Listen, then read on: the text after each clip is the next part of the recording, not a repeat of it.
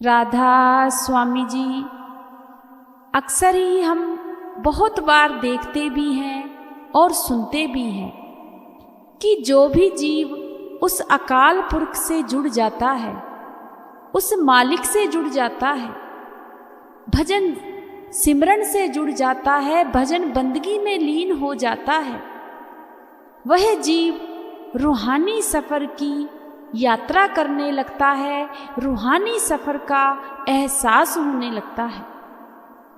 वह एहसास क्या है?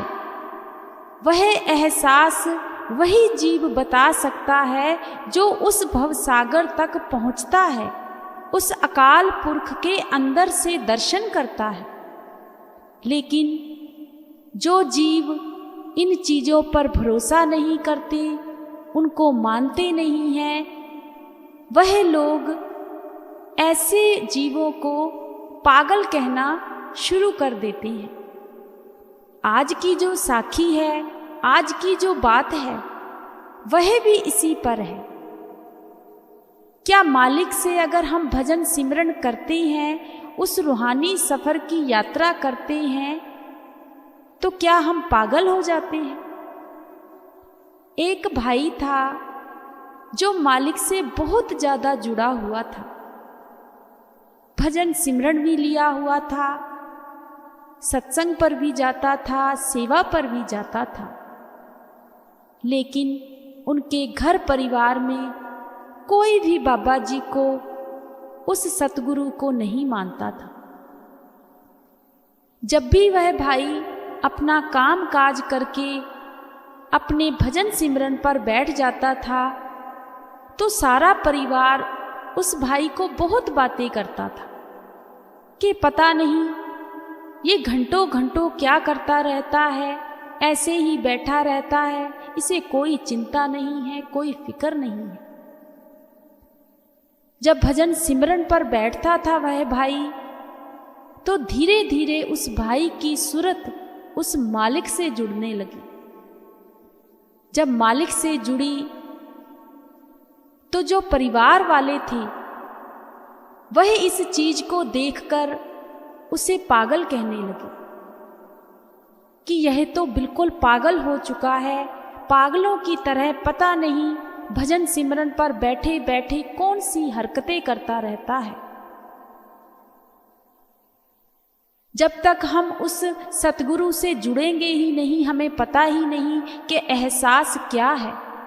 वह एहसास तो उसी को ही पता चलेगा जो रूहानी मंडलों की सैर करेगा। घर में बहुत ज़्यादा लड़ाई झगड़े होने लगे। जब भी वह भाई भजन सिमरन पर बैठता, उस भाई को भजन सिमरन से उठा देते। बहुत परेशान हो गया वह भाई। परिवार वाले कहने लगे कि तू पागल हो गया। वह भाई कहने लगा, ऐसी मैंने कौन सी हरकतें की हैं जो तुम मुझे पागल कहने लगे हो। कोई उसकी नहीं सुनता था। उसका जो छोटा भाई था, एक दिन उसने अपने परिवार वाले से, अपने माँ बाप से कहा कि या तो इसे घर से निकाल दो या फिर मैं इस घर में नहीं रहूंगा, क्योंकि पता नहीं ये कौन सी रिद्धियां सिद्धियां प्रकट कर रहा है। अब परिवार वालों ने उस भाई को पागल करार करके घर से धक्के मार के निकाल दिया। मालिक को पाना भी देखो कितना मुश्किल है हमारे लिए। लोग पागल कहना शुरू कर देते हैं। जब वह भाई घर से निकल गया तो उस भाई को कुछ भी समझ में नहीं आ रहा था कि मैं कहाँ जाऊं। मालिक से इतना जुड़ा हुआ था, इतना प्यार था कि उस भाई ने अपनी शादी भी नहीं की,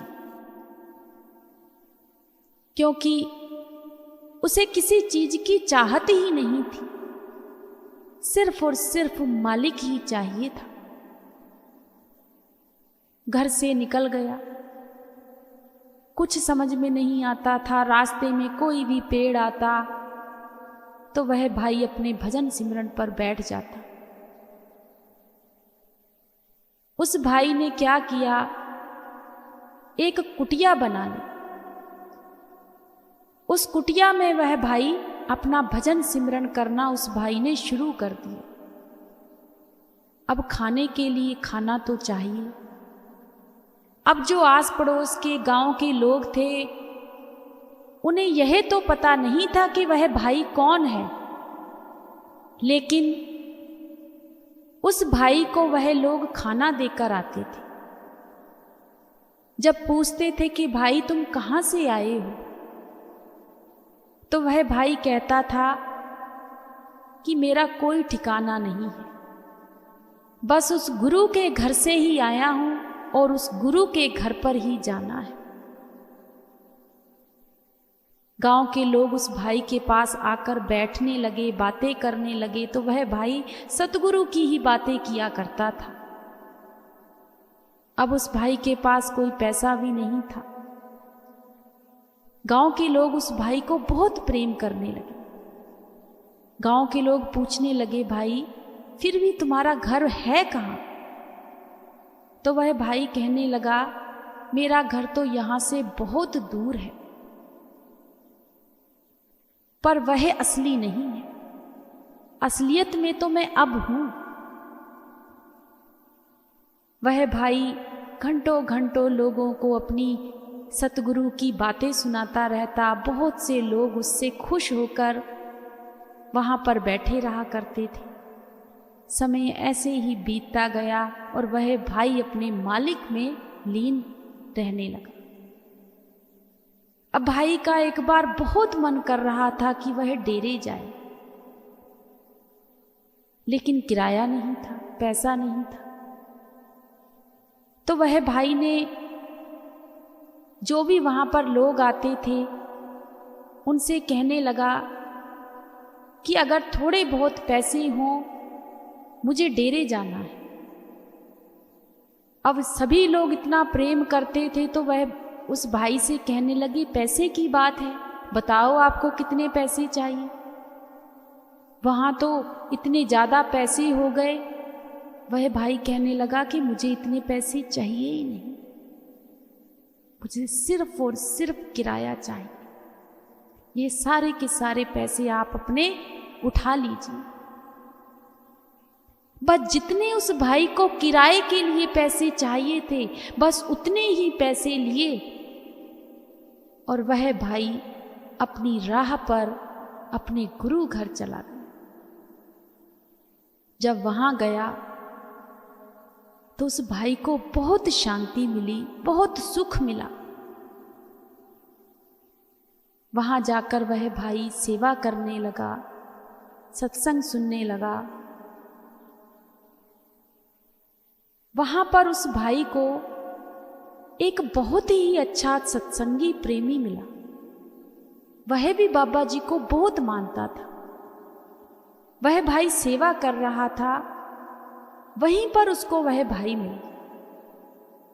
भाई ने पूछा कि भाई तुम कहाँ से आए हो। जब पूरी बात बताई तो वह जो सत्संगी भाई था वह कहने लगा कि भाई तुम्हारी बात सुनकर तो आंखों में आंसू आ गए।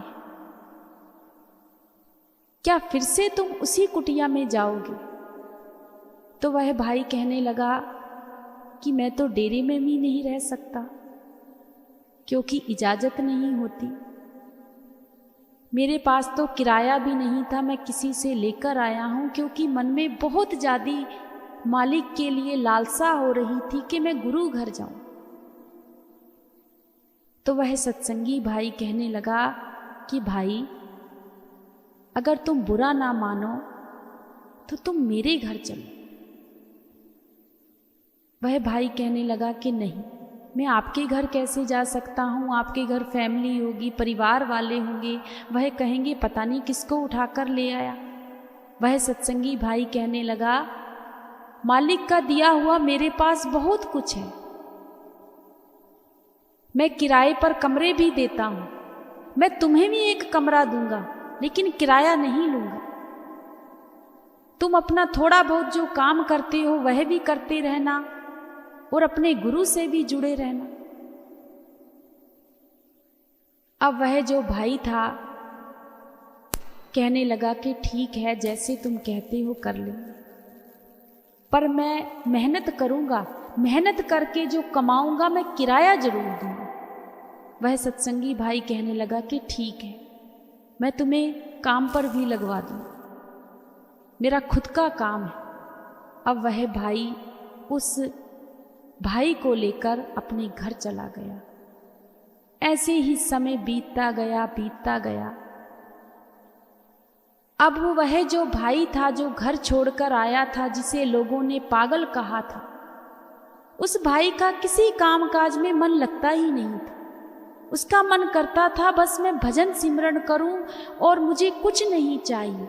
मैं पैसा किसके लिए कमाऊंगा? एक दो रोटी खाने के लिए, वह तो मालिक मुझे दे ही रहा है। 1 से 2 साल वह भाई वहां पर रहा, लेकिन उस भाई का मन नहीं टिका। वह भाई उस सत्संगी भाई से कहने लगा कि भाई मैं ना डेरे चला जाऊंगा, मैं वहीं पर रहा करूंगा, वहीं पर सेवा करूंगा, वहीं पर जीऊंगा, वहीं पर मरूंगा, मुझे कुछ भी अच्छा नहीं लगता। तो सत्संगी भाई कहने लगा ठीक है भाई, तुम्हारी जैसी मर्जी है वैसे कर लो।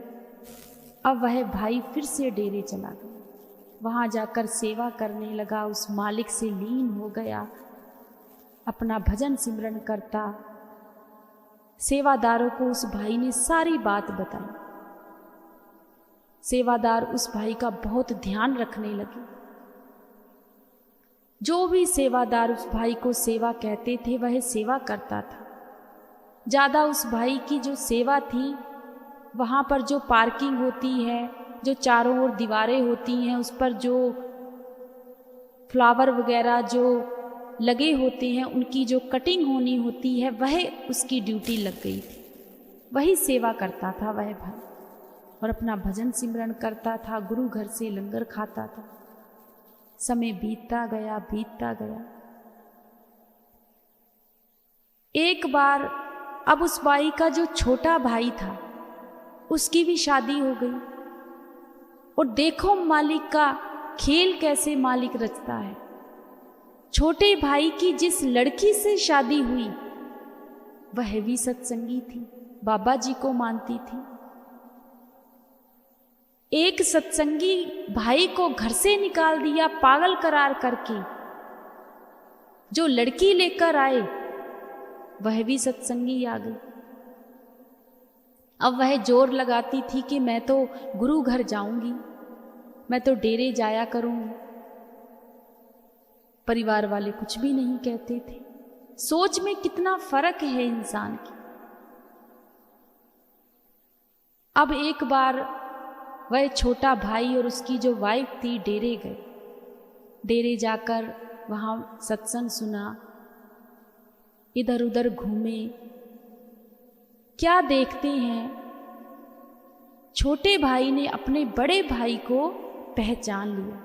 वह भाई कटिंग कर रहा था, बड़ी बड़ी दाढ़ी हो गई, लेकिन फेस अभी बहुत समझ में आता था कि वह ही भाई है। जब छोटे भाई ने देखा कि ऐसा लग रहा है कि यह तो मेरा बड़ा भाई है, उसके पास गया, अपनी वाइफ को बताया कि ये तुम्हारे जेठ जी हैं। तो जब लड़की ने यह बात सुनी तो बड़ी हैरान हो गई कि जेठ जी हैं, आज तक तो तुमने हमें किसी बात के लिए बताया ही नहीं था। ये क्या यहीं पर रहते हैं? तो वह लड़का कहने लगा कि यह बहुत लंबी स्टोरी है, चलो पहले चल के मिलते हैं। जब छोटा भाई बड़े भाई के पास गया तो जाकर कहने लगा कि भाई पहचाना नहीं? तो बड़े भाई ने देखा और कहा कि तू कौन है? छोटा भाई कहने लगा मैं तुम्हारा छोटा भाई हूं। तो बड़ा भाई कहने लगा अच्छा, आज तुम्हें मेरी याद आ गई? मैं तो पागल हूं, मैं तो किसी को नहीं पहचानता। तुम लोग कौन हो? जब यह बातें लड़की ने सुनी तो लड़की बहुत हैरान हो गई कि ये बातें चल क्या रही हैं। अब लड़के ने, जो जेठ था, उसने सारी बात उस लड़की को बताई कि तू भी सत्संगी है और इस घर में आ गई है। ऐसा ना हो कि तू भी भजन सिमरन करे और तुझे भी एक दिन यह लोग पागल करार करके तुझे भी घर से निकाल दे। मुझे इन लोगों ने यह कहकर घर से निकाला था कि तुम पागल हो, लेकिन आज मैं बहुत खुश हूं, खुशकिस्मत समझ रहा हूं अपने आप को कि इन लोगों ने मुझे घर से निकाल दिया, क्योंकि असली घर तो मेरा यही है। जब लड़की ने सारी बातें सुनी तो लड़की की आंखों में सिर्फ और सिर्फ आंसू थे, सिर्फ और सिर्फ आंसू थे। बहुत रोई लड़की, बहुत ज्यादा रोई और अपने जेठ जी से माफी मांगने लगी। जेठ जी कहने लगे, बेटा तू मुझसे बहुत छोटी है, तेरा इसमें क्या कसूर है, पर मैंने सिर्फ और सिर्फ तुम्हें हकीकत बताई है। छोटा भाई माफी मांगने लगा अपने बड़े भाई से, कहने लगा, भाई एक बार माफ कर दो, एक बार घर चलो, बस एक बार घर चलो। बड़ा भाई कहने लगा कि नहीं, ना तो मुझे किसी से कोई गिला है, ना शिकवा है, ना शिकायत है। बस मैं आज बहुत खुश हूं, मैं अपने घर पर हूं, पता नहीं मेरी जिंदगी और कितनी है, यहीं पर जीऊंगा, यहीं पर मरूंगा। कभी भी अगर तुम लोगों को मुझसे मिलना हो तो मैं हमेशा तुम्हें यहीं मिलूंगा। छोटा भाई फिर से कहने लगा, उसकी वाइफ कहने लगी कि नहीं भैया, एक बार घर चलो, एक बार घर चलो। वह कहने लगा कि नहीं, वह घर मेरा नहीं है, अगर आप लोगों का मन करता है तो आप मुझसे मिल सकते हैं। वह लोग वहां से चले गए। यह बात उस लड़की ने सुनाई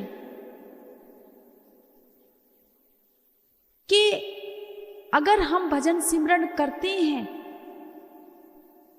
अगर हम उस मालिक से एकजुट हो जाते हैं, तो ऐसे भी लोग हैं जो पागल करार करके घर से निकाल देते हैं। उस लड़की ने घर पर जाकर सभी से इस बारे में बात की, अपने सास ससुर से बात की कि आपने एक इतना अच्छा इंसान जो मालिक को इतना प्रेम करता था, इतना चाहता था, रूहानी सफर से जुड़ा हुआ था, आप लोगों ने उसकी कदर नहीं की, तो क्या मेरी कभी जिंदगी में करोगे? सभी लोग उस लड़की से माफी मांगने लगे कि बेटा हमें माफ कर दो, हमने अपने बच्चे को बहुत ढूंढने की कोशिश की, बहुत ढूंढने की कोशिश की। हमने गांव-गांव ढूंढा था, जिस गांव में गए थे वहां हमें पता लगा था कि वह हमारा बेटा एक कुटिया में रहता है, लेकिन काफी समय हो गया है वह वहां से चला गया। उसके बाद हमें कभी कोई खबर ही नहीं मिली। हमें माफ कर दो बेटा, एक बार हमें भी अपने बच्चे से मिलना है। सारा परिवार डेरे गया, उस भाई से मिला। माँ बाप भी कहने लगे बेटा घर चलो, लेकिन वह भाई घर नहीं आया और पूरा परिवार सतगुरु से जुड़ गया। कितनी सोचने वाली बात है